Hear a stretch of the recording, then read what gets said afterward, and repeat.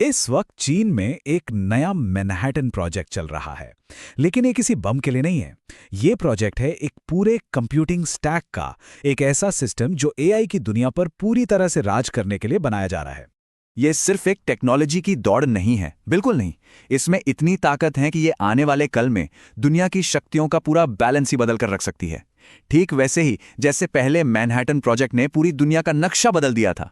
तो चलिए इसे थोड़ा आसान बनाते हैं। प्रोजेक्ट 1.0 यानी पहला मैनहट्टन प्रोजेक्ट, उसका मकसद था मिलिट्री सुपरमेसी, हथियार था एटम बॉम्ब। और अब है प्रोजेक्ट 2.0।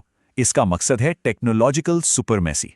और यहां हथियार एटम बॉम्ब नहीं बल्कि आर्टिफिशियल इंटेलिजेंस है। और यह सब एक नए किस्म के युद्ध का नतीजा है, एक ऐसी जंग जो अक्टूबर 2022 में शुरू हुई। देखिए, एआई की इस रेस को जीतने के लिए सोचिए 3 बड़े दरवाजे हैं जिनसे गुजरना जरूरी है। और अमेरिका ने क्या किया? उन्होंने बड़ी होशियारी से इन तीनों दरवाजों पर एक एक करके ताले लगा दिए। एकदम पक्का इंतजाम। ये थी अमेरिका की 3 गेट स्ट्रैटेजी। स्टेप 1, दिमाग को रोको। उन्होंने सारे जरूरी चिप डिजाइन सॉफ्टवेयर पे बैन लगा दिया, मतलब चीन कुछ नया डिजाइन ही नहीं कर सकता। स्टेप 2, हाथों को रोको। जो मशीनें चिप बनाती हैं उन तक चीन की पहुंच ही बंद कर दी। और आखिर में स्टेप 3, ताकत ही छीन लो। एनवीडिया जैसे जितने भी हाई परफॉर्मेंस चिप्स थे उनकी बिक्री को ही अवैध बना दिया गया। मतलब ये एक परफेक्ट ट्रैप था, एक ऐसा जाल जिससे निकलना लगभग नामुमकिन था। लेकिन यहीं पर अमेरिका से एक बहुत बड़ी गलती हो गई। उन्होंने चीन को एक नॉर्मल मार्केट इकोनॉमी समझा, जहां कंपनी के प्रॉफिट्स सबसे ऊपर होते हैं। लेकिन वो ये भूल गए कि चीनी सरकार के लिए कॉर्पोरेट प्रॉफिट से कहीं ज्यादा जरूरी देश का अस्तित्व था, नेशनल सर्वाइवल था। तो चीन ने इसका जवाब दिया, और वो भी बहुत ही स्मार्ट तरीके से। उन्होंने अपने एआई मॉडल्स को सुपर एफिशिएंट बना दिया। चलिए इसे एक हॉस्पिटल के उदाहरण से समझते हैं। जो अमेरिकन एआई मॉडल है वो एक ऐसे बड़े से हॉस्पिटल जैसा है जहां एक छोटी सी खरोच के लिए भी 250 डॉक्टर्स की टीम आ जाती है। सोच सकते हैं कितना महंगा और धीमा होगा ये। लेकिन चीन का डीपसीक मॉडल, वहां एक स्मार्ट रिसेप्शनिस्ट बैठा है जो प्रॉब्लम को समझकर सिर्फ उस एक स्पेशलिस्ट डॉक्टर को बुलाता है जिसकी जरूरत है। नतीजा, ये एक छोटे मॉडल की तरह सुपर फास्ट चलता है और काफी सस्ता भी है। कमाल है ना? अब आई अगली समस्या। अमेरिका ने चिप्स को आपस में जोड़ने वाली हाई स्पीड केबल्स पर भी बैन लगा दिया। अब डेटा ट्रांसफर कैसे होगा? यहां चीन ने आइकिया स्ट्रैटेजी अपनाई। सोचिए, एक बड़े से सोफे को एक छोटे दरवाजे से निकालना है। मुश्किल है ना? लेकिन अगर उस सोफे को आइकिया के बॉक्स की तरह कंप्रेस कर दिया जाए तो आसानी से निकल जाएगा। चीन ने बिल्कुल यही किया। उन्होंने डेटा को कंप्रेस करने का एक नया तरीका निकाला ताकि वो धीमी केबल से भी तेजी से ट्रांसफर हो सके। लेकिन चिप्स का क्या? वहां चीन ने एंट कॉलोनी स्ट्रैटेजी का इस्तेमाल किया। एक अमेरिकन H100 चिप एक पावरफुल ट्रक की तरह है, अकेले ही सारा काम कर लेती है। चीन के पास ये ट्रक नहीं था तो उन्होंने बहुत सारे कमजोर स्कूटर्स का एक झुंड बना दिया, एक ही काम को करने के लिए। अब काम तो हो गया, ट्रक के बराबर ही हो गया। लेकिन एक ट्रक जहां 700 वॉट पावर लेता था, वहीं 7 स्कूटर मिलकर 2800 वॉट पावर ले रहे थे। मतलब 4 गुना ज्यादा एनर्जी। और इससे एक नई और बहुत बड़ी समस्या पैदा हो गई, एनर्जी की समस्या। तो अब सवाल ये था, इतनी ज्यादा एनर्जी आएगी कहां से?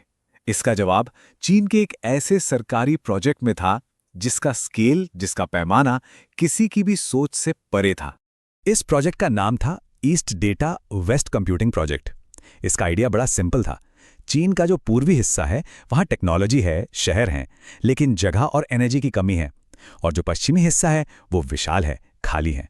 वहां जमीन लगभग मुफ्त है। तो चीन ने फैसला किया, हम डेटा सेंटर्स और पावर प्लांट्स पश्चिम में बनाएंगे और उस एनर्जी से पूर्व के शहरों को पावर देंगे। और ये कोई आम पावर प्लांट्स नहीं थे। उन्होंने तो कुदरत को ही अपने कंप्यूटर का हिस्सा बना लिया। पहाड़ों के अंदर डेटा सेंटर्स बना दिए ताकि नेचुरल कूलिंग मिल सके। गोबी रेगिस्तान को विशाल सोलर फार्म से ढक दिया, यहां तक कि समंदर के नीचे कमर्शियल डेटा सेंटर्स बना डाले। रेगिस्तान, पहाड़, समंदर सब एक नेशनल कंप्यूटर का हिस्सा बन गए। स्केल की बात करें तो सुनिए, सिर्फ एक प्रोजेक्ट गोबी डेजर्ट वाला, उससे 450 गीगावाट रिन्यूएबल पावर बनाने का प्लान है। कितना होता है 450 गीगावाट? ये जर्मनी और ब्राजील की टोटल बिजली खपत को मिला दें, उससे भी ज्यादा है, सिर्फ एक प्रोजेक्ट से। इस स्केल को इमेजिन करना भी मुश्किल है। और ये सब करने के लिए पैसा कहां से आया? सीधा सरकारी खजाने से। चीनी सरकार ने अपने डोमेस्टिक सेमीकंडक्टर इकोसिस्टम में $47 बिलियन की डायरेक्ट फंडिंग डाली, मतलब सीधा कैश। ये अमेरिका के स्लो लोन बेस्ड सिस्टम से बिल्कुल उल्टा था। इस सब का नतीजा क्या हुआ? आज चीन अकेले अमेरिका, इंडिया और यूरोपियन यूनियन, इन सब को मिला के जितनी बिजली बनती है उससे ज्यादा बिजली पैदा करता है। यही उनकी पूरी एआई स्ट्रेटेजी की बुनियाद है, एनर्जी। तो अमेरिका ने जो सोचा था उसका ठीक उल्टा हुआ। चीन को कमजोर करने की जगह इन प्रतिबंधों ने एक वैक्सीन की तरह काम किया।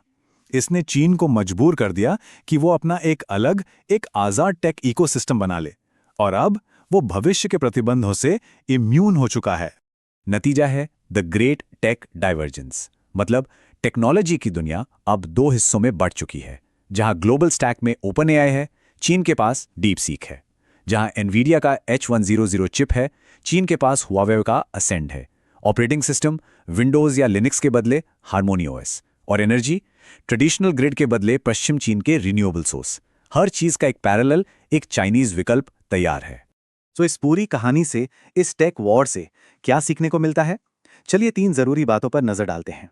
सबसे पहली सीख, एक मजबूत देश के लिए प्रतिबंध जहर नहीं, वैक्सीन का काम कर सकते हैं, वो उसे और मजबूत बना देते हैं। दूसरी सीख, असली क्रांति तब आती है जब देश का अस्तित्व तिमाही मुनाफे से ऊपर रखा जाता है। और तीसरी और शायद सबसे जरूरी सीख, किसी भी संसाधन भारी खेल में आखिर में जीत उसी की होती है जिसका कंट्रोल एनर्जी पर होता है। अमेरिका ने सोचा था कि वो चीन को एक पिंजरे में बंद कर रहा है, लेकिन उसके बजाय चीन ने पिंजरे के बाहर ही एक नई दुनिया बना ली। अब आखिरी और सबसे बड़ा सवाल यह है कि जब चीन इस नई दुनिया को, इस नई टेक्नोलॉजी को बाकी प्लैनेट को एक्सपोर्ट करना शुरू करेगा, तब क्या होगा?